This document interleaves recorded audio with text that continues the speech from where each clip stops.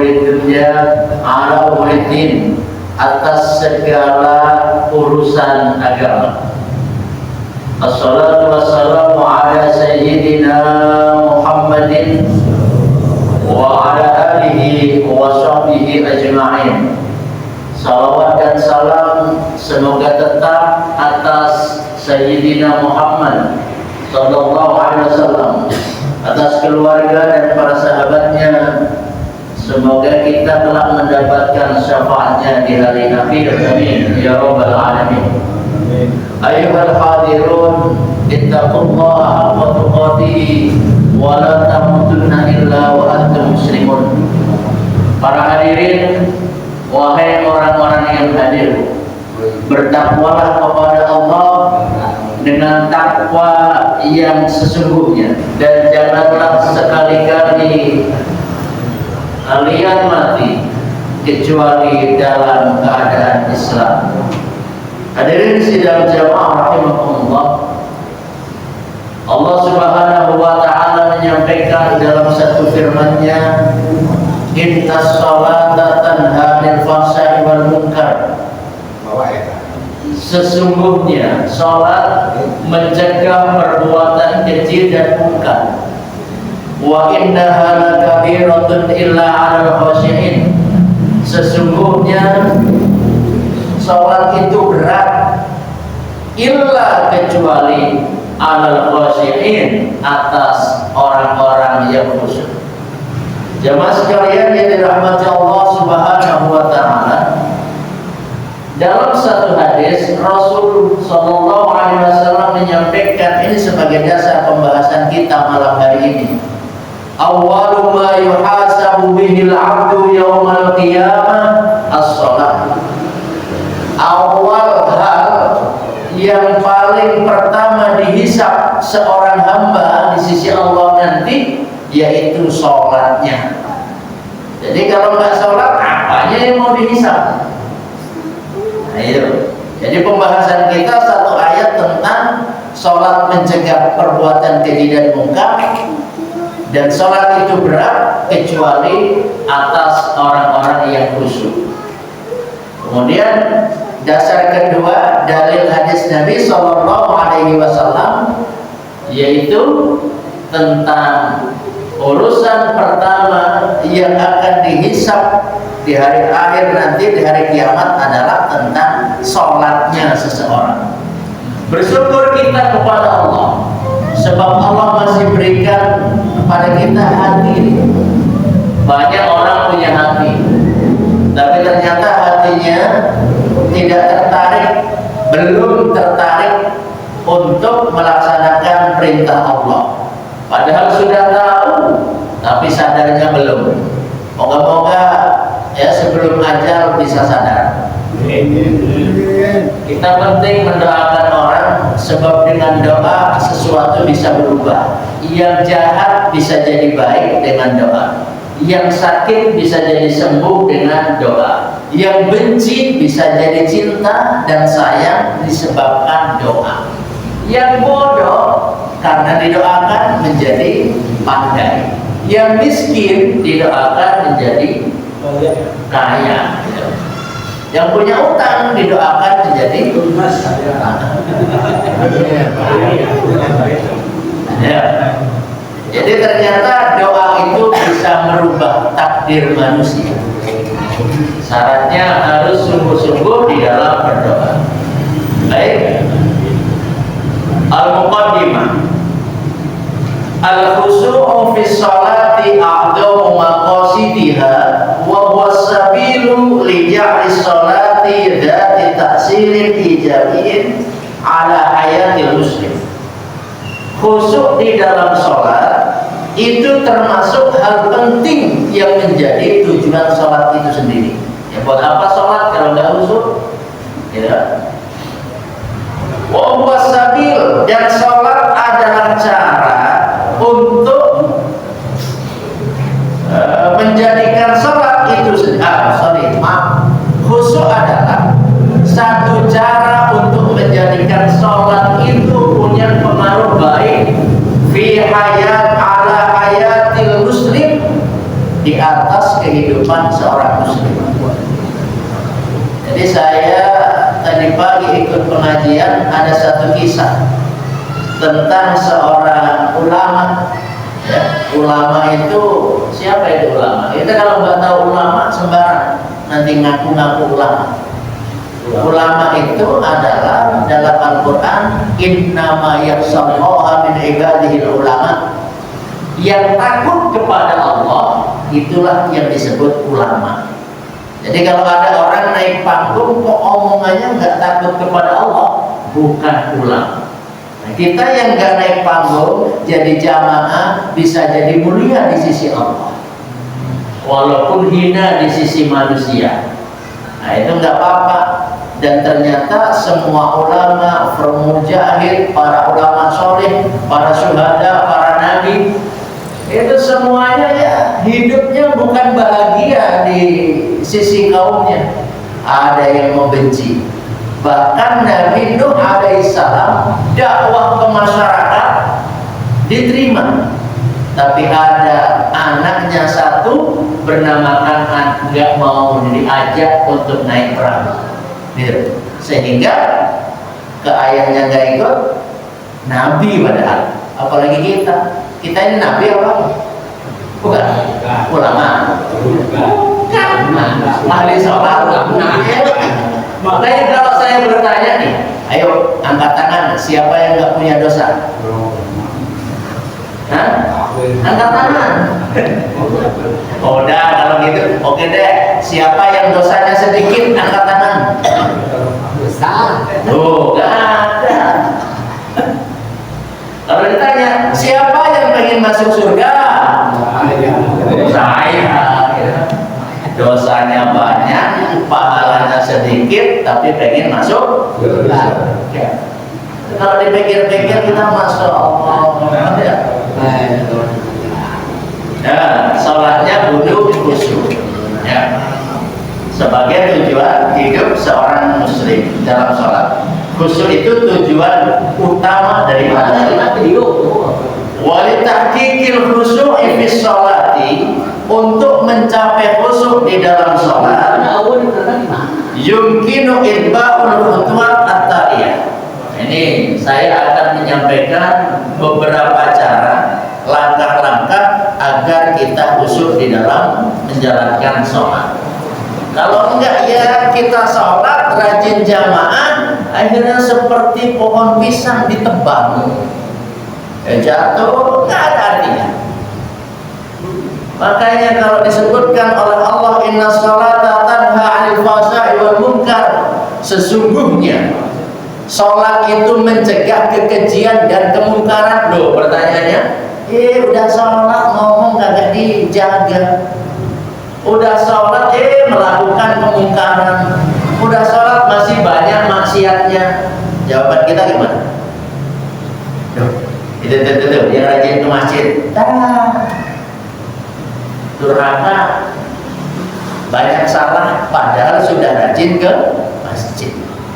Jawaban kita, komodai tarakan masjid. Yang masih rendah ke masjid aja begitu, apalagi yang kagak mau nyentuh masjid. Makanya kita ini ada yang kemudian ulama menyampaikan, kalau ada jenazah yang waktu hidupnya nggak pernah ke masjid, buat apa kita nyolatin dia? Nah ini ulama ngajarkan kepada kita. Tapi kadang-kadang di antara kita udah tahu begitu, masih aja mau nyolatin. Bahkan Rasul Shallallahu Alaihi Wasallam pernah tidak mau nyolatin salah seorang yang mati. Kenapa? Karena durhaka kepada seorang ibunya. Ya, gitu. Jadi Rasul sudah pasti benar. Kita lanjutkan. Awalan, yang pertama, al-wudu'u bihusu'in wa ta'annin. Yang pertama, berwudu dengan khusyuk dan tenang. Jadi gak bisa kita sholat baik, kita sholat bagus kalau wudunya asal-asalan. Makanya kalau wudu ya harus gosok ini, bukan cuma ini tangannya juga yang kenceng megangnya sambil dipijit-pijit. Makanya air diratakan, kalau hanya dikocorin, dipancurin gini tangannya, nggak basah.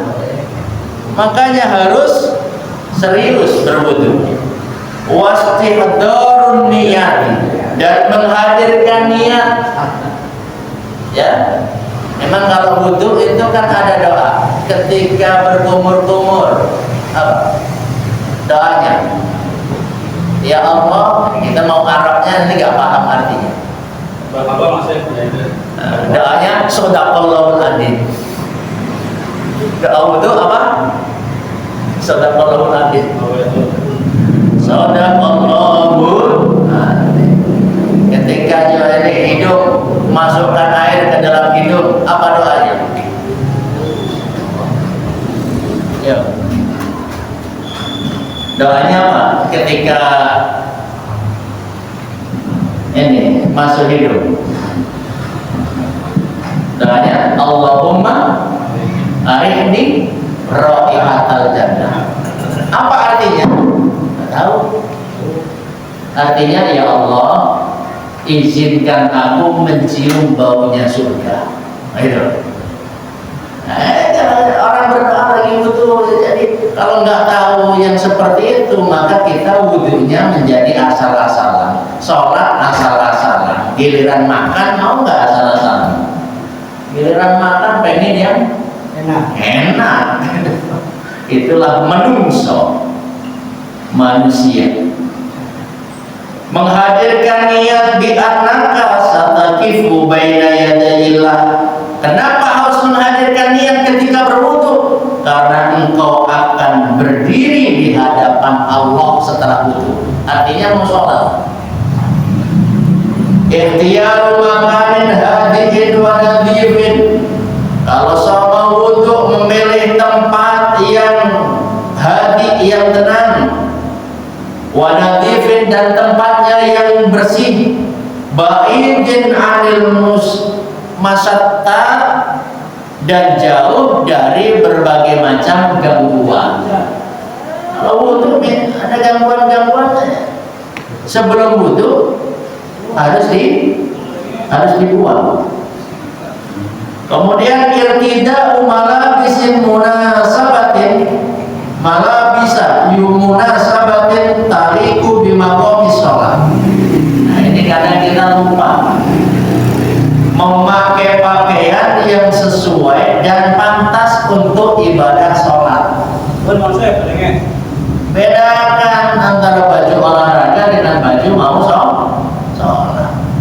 Bedakan antara baju mau ke pasar dan baju mau sholat. Mau berangkat ke bengkel, itu juga yang dipakai buat sholat. Namanya baju santai. Partai. Ada yang baju partai. Dulu ketika kita ngaji, ya, waktu kita masih kecil, saat ngaji fikih, dilarang memakai kaos yang ada tulisan di belakangnya. Kenapa? Karena mengganggu jamaah lain. Tapi sekarang kita lihat sarung winter banget itu. Pabrik kalau bikin sarung, ternyata mereknya ditaruh di belakang.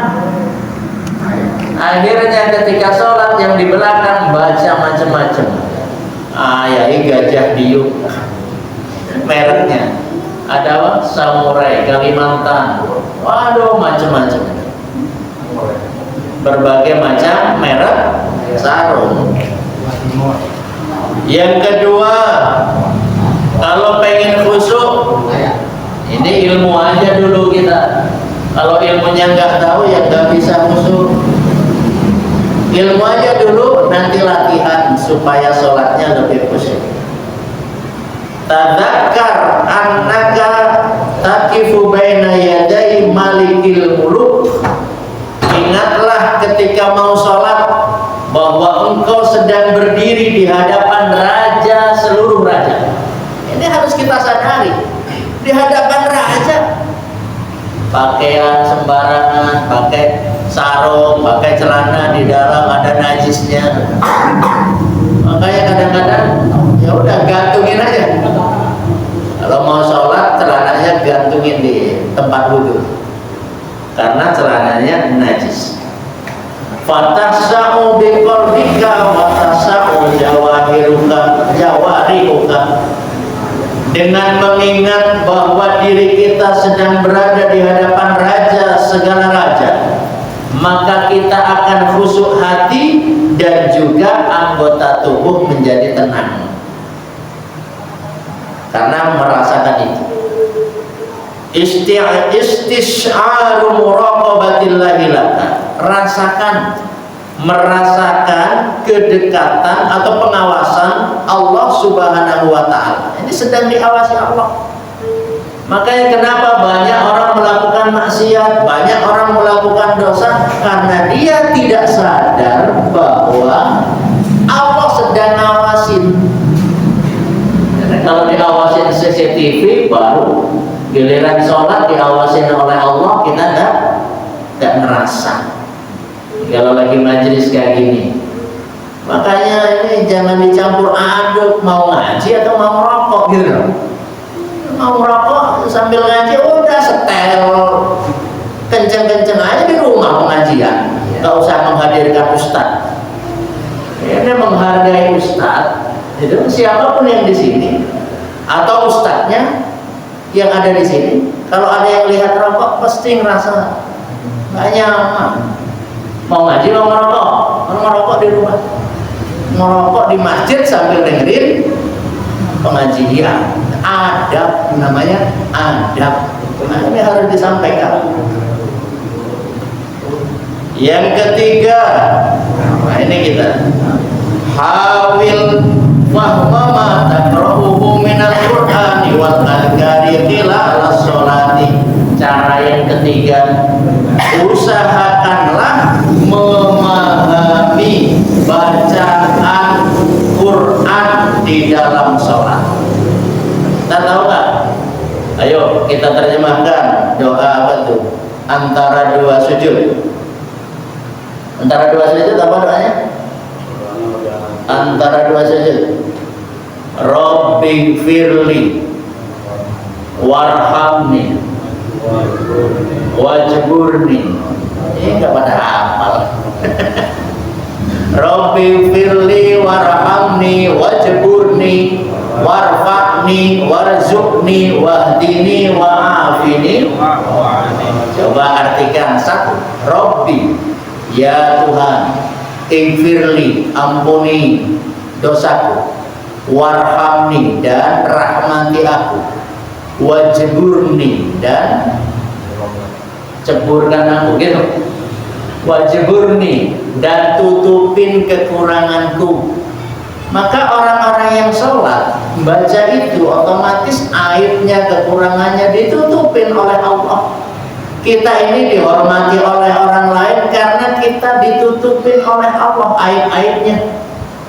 Semua banyak dosanya, ustadz banyak dosanya, kiai banyak dosanya. Coba kalau Allah sedang buka, habis kita nggak ada harganya. Sok-sokan jadi imam, sok-sokan jadi khotib, dosanya wah sabar. Kalau Allah sudah buka, nggak ada harganya kita di mata masyarakat. Maka kita, Nabi juga mengajarkan Allahumma stur aurati. Ya Allah, tutuplah auratku, tutuplah kekuranganku, tutuplah aibku, gitu.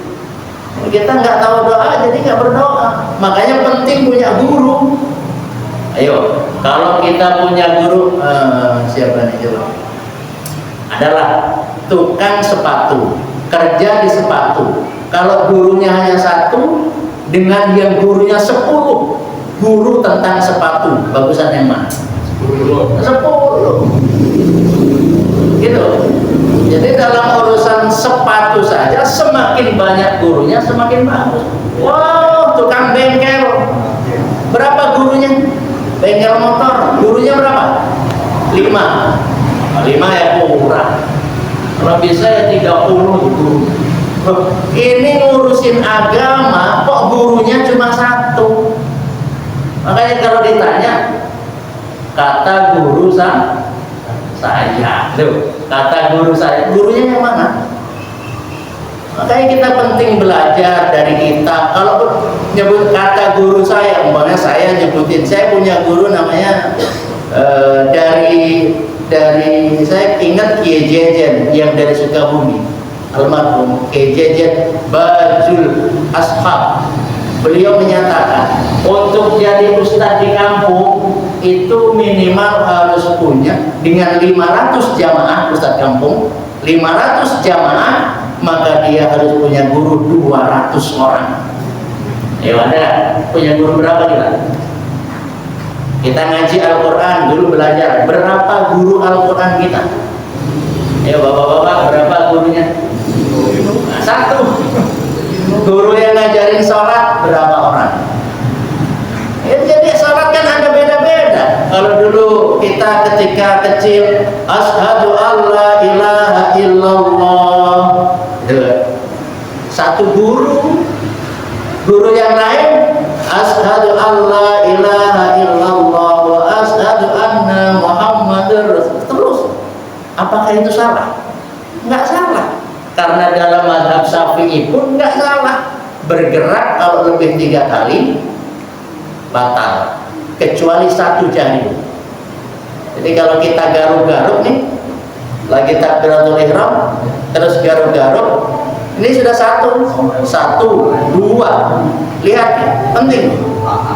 1, set, 2.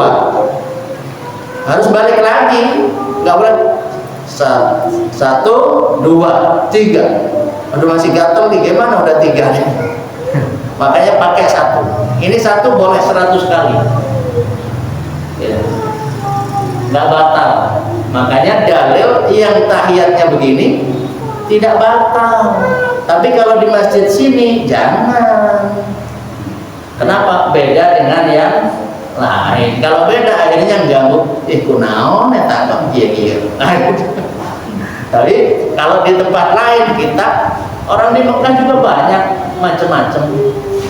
Berarti istilah kata yang begitu nyalahkan orang lain. Kenapa? Karena gurunya kurang banyak, pergaulannya kurang jauh, mainnya kurang jauh, kopinya kurang kental, kurang pahit,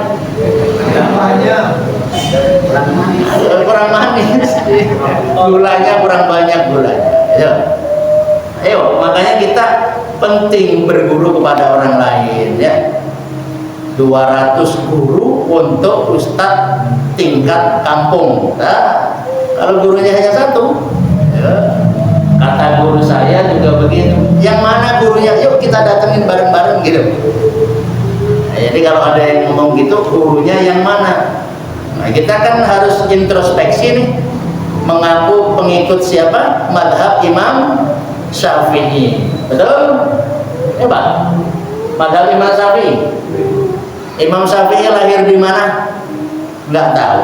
Nama kecil Imam Syafi'i siapa? Nggak tahu. Muhammad Idris namanya. Terus guru-gurunya Imam Syafi'i apa 51? Lebih pasti. Kita bukan Imam Syafi'i, kita bukan Imam Hambali, kita bukan Syekh Abdul Qadir Jailani. Kok gurunya 1? Syekh Abdul Qadir Jailani gurunya siapa? Nggak tahu. Jadi kita nggak tahu apa-apa. Dan ilmu kita sedikit. Cuman kadang kita ada kesombongan dalam diri. Maka yuk terus belajar. Kalau ada orang ngasih tahu kita, terima dengan baik. Mungkin ilmu kita terbatas. Nah, gitu. Penting kita berguru. Nah, terus apa tadi yang ketiga? Supaya khusyuk, berusaha memahami bacaan Al-Quran. Jadi kalau Allahu Akbar, jangan kosong nih hati. Allah Maha Besar, gitu. Nggak usah diucapkan. Kalau diucapkan jadi batal. Tuh. Makanya kemarin ada satu ilmu ini. Ini kalau lupa ya, tahu-tahu sholat maghrib Siapa tadi imam? Salat maghrib tuh. Salat maghrib harusnya rakaat kedua tahiyat dulu. Harusnya rakaat kedua tahiyat. Ini bangun terus. Allahu Akbar. Terus makmum di belakang ngingetin nggak? Subhanallah. Bagaimana? Subhanallah. Subhanallah atau tepuk tangan? Subhanallah. Tepuk tangan, jangan tepuk pramuka. Tepuk tangan dari lapangan. Imamnya nggak paham. Harus ada adabnya. Maka bagaimana kalau sudah berdiri kok diingetin oleh jamaah atau oleh makmum, jangan malah sujud. Ini salah. Ya kan? Udah berdiri, Allahu Akbar, Subhanallah, Bismillah, Subhanallah, Bismillahirrahmanirrahim, Subhanallah, terus aja jamaahnya. Alhamdulillah, Subhanallah. Enggak. Kenapa? Karena sudah ngingetinnya terlambat. Ya sudah bangun dari ruku, gitu. Jadi ya sudah berdiri, kecuali masih gini, kok mau berdiri, Subhanallah, nah duduk ya. At-tahiyatul mubarakat gitu. Tapi kalau sudah Subhanallah, nah masih bisa duduk. Tapi kalau sudah gitu, Allah, Subhanallah, berdiri, lanjutkan berdiri. Nanti ditambah dengan sujud sahwi. Ayo. Nanti malah jadi salah ini makmum ya, imamnya disalah-salahin. Ternyata makmum kunaon, imam kunaon harus gitu. Padahal itu ilmunya begitu. Kalau enggak dia termasuk nambah rukun. Nambah rukun hukumnya batal. Ya, jadi kalau sudah lebih dekat ke berdiri, makmumnya juga lupa. Ini rakaat keberapa? Imamnya lupa, makmumnya lupa. Ini makanya aturannya anak kecil nggak boleh di belakang imam. Ya, anak kecil aturannya nggak boleh di belakang imam. Siapakah yang harus jadi imam? Masing-masing tahu lah. Makanya suatu ketika dalam satu riwayat Rasul Shallallahu Alaihi Wasallam adalah manusia yang paling mulia dibanding sahabat-sahabat yang 4. Siapa saja? Sahabat Abu Bakar As-Siddiq, Umar bin Khattab, Utsman bin Affan, Ali bin Abi Thalib. Ada 4 sahabat mulia Rasul Shallallahu Alaihi Wasallam, tapi Rasulullah lebih mulia daripada mereka. Satu ketika udah wiridan, udah sholat, udah sholawatan, adzan, sholawatan, kok Rasulullah nggak datang-datang. Akhirnya itu sahabat yang lain, Abu Bakar, udah jadi imam. Nggak enak lah, kan ada Rasulullah. Udah Rasulullah nggak datang. Di sini juga ada kan kadang-kadang, nggak datang udah maju-maju, gitu. Rasulullah sama sahabat sama, kelamaan nungguin Rasulullah, udahlah duluan. Akhirnya dengan berat hati karena dipaksa, sahabat Abu Bakar mau maju jadi imam. Begitu jadi imam, Rasulullah datang. Ketika Rasulullah datang, sahabat lain ada yang tepok ngasih tahu kepada imam.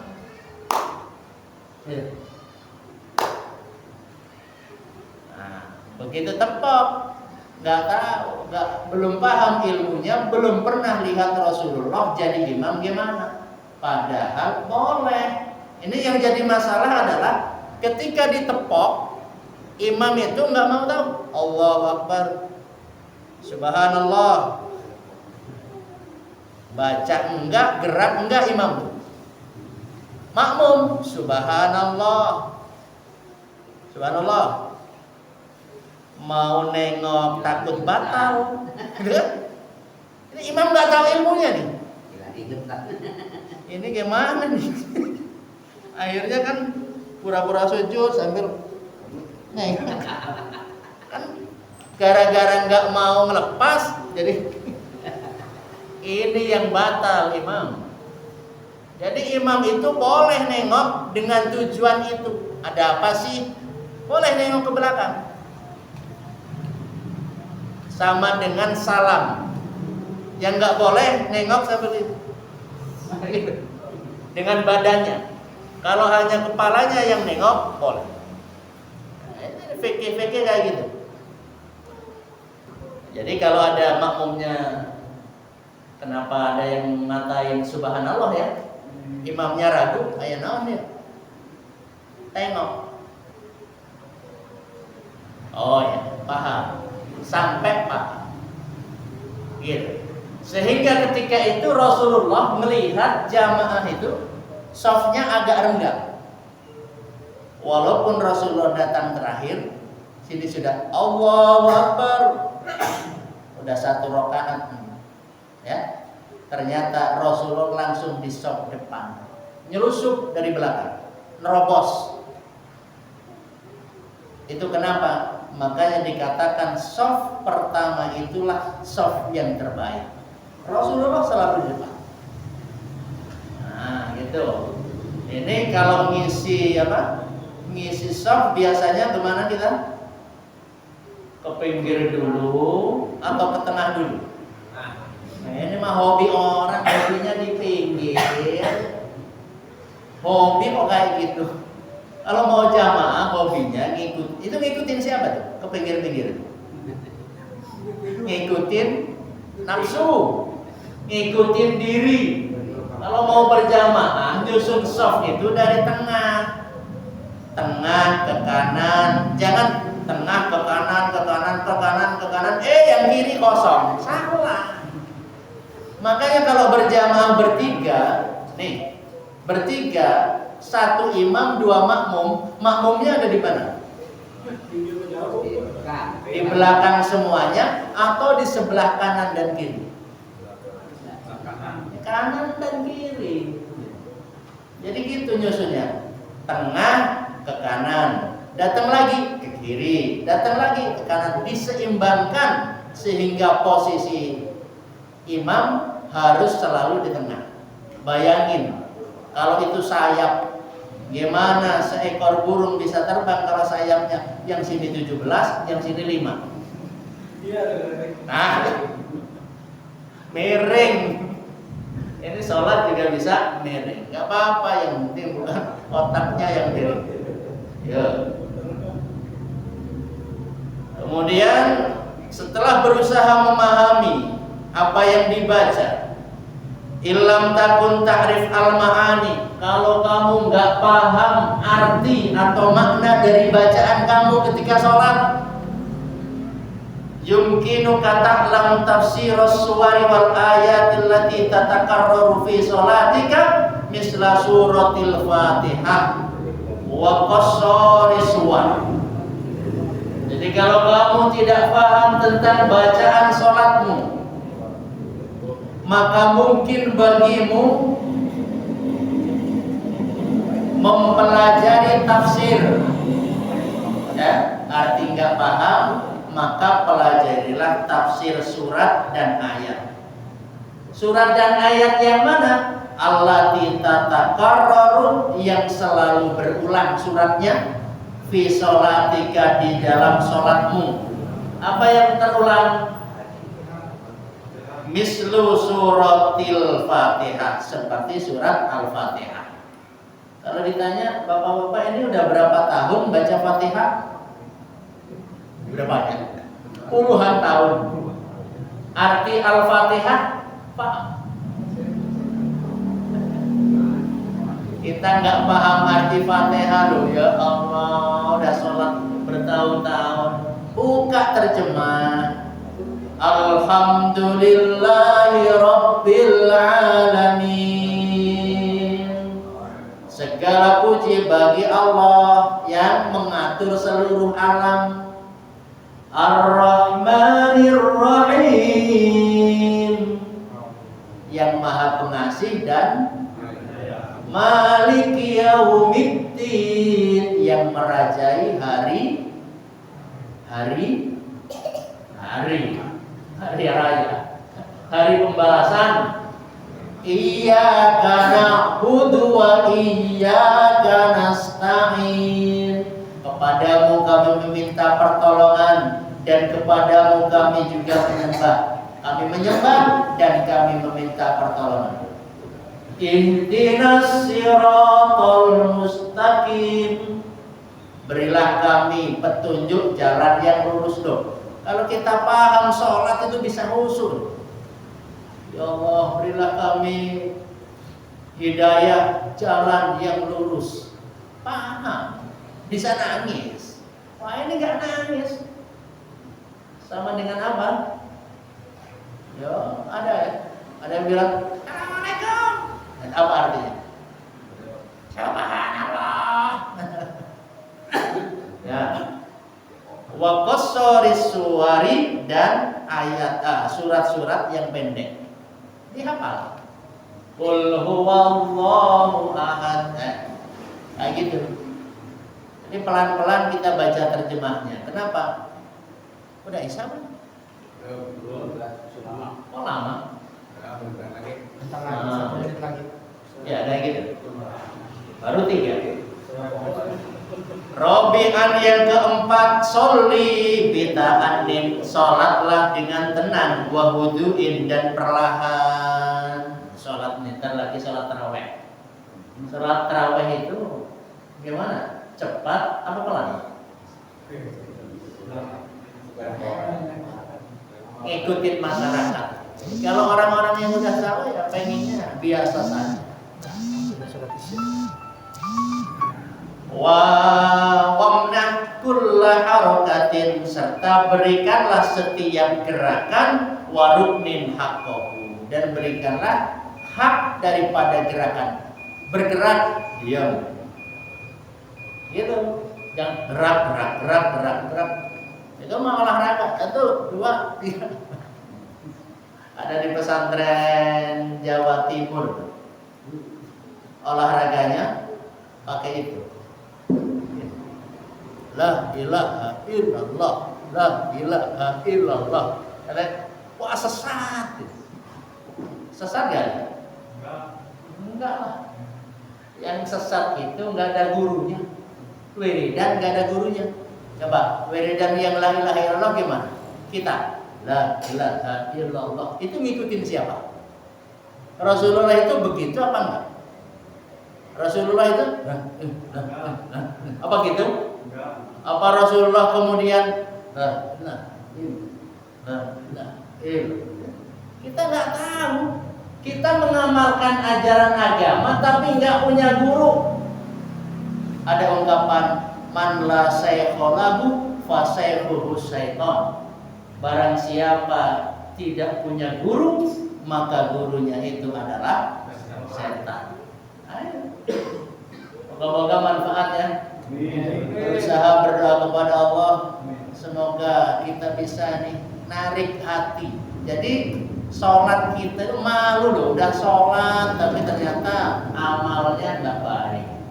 Udah wudhu, nyuci muka, nyuci mata, dengan air wudhu keluar dari masjid, matanya dicuci dengan yang lain. Nampona, ya nyuci mata biasa. Bagaimana cuci mata beda? Kumur-kumur, membersihkan mulut, itu adalah wudhu secara syariat. Wudhu secara hakikat adalah menjaga lisan supaya lisannya bersih. Terus sampai telinga dibersihkan, hidung dibersihkan, supaya tidak mendengarkan gosip dan gak suka gosip. Mudah-mudahan kita bisa ya bareng-bareng. Yuk, kalau saya salah tolong diingatkan. Kalau udah jadi ustadz agak repot nih. Kenapa? Nggak berani, nggak ada yang ngingetin. Kalau nggak ada yang ngingetin, nanti udah diingetin oleh Allah. Bahaya. Nunggu teguran Allah. Yuk bareng-bareng kita saling mendoakan di antara kita. Moga-moga Allah berikan kebaikan semuanya. Amin ya Allah ya Rabbal. Adanallahu wa iyyakum ihdinas siratal mustaqim. Bismillahirrahmanirrahim. Alhamdulillahirabbil alamin. Hamdan yuwaffi ni'amahu wa yukafi mazidah. Ya Rabbana lakal hamdu kama yanbaghi li jalali wajhikal karim wa 'azimi sultanik. Allahumma shalli ala Muhammadin fil awwalin wal akhirin. Wa shalli wa sallim ala sayyidina Muhammad wa ala alihi wa sahbihi ajma'in. Allahumma ighfir lana dhunubana wa dhunubal muslimin wal muslimat innaka ala kulli shay'in qadir. Rabbana hab lana minas shalihin. Rabbana taqabbal minna innaka antas samiul alim wa tub alaina innaka antat tawwabur rahim. Walhamdulillahi rabbil alamin. Moga-moga Allah kabulkan doa kita semuanya. Akhirul kalam, mohon maaf lahir dan batin. Wassalamualaikum warahmatullahi wabarakatuh.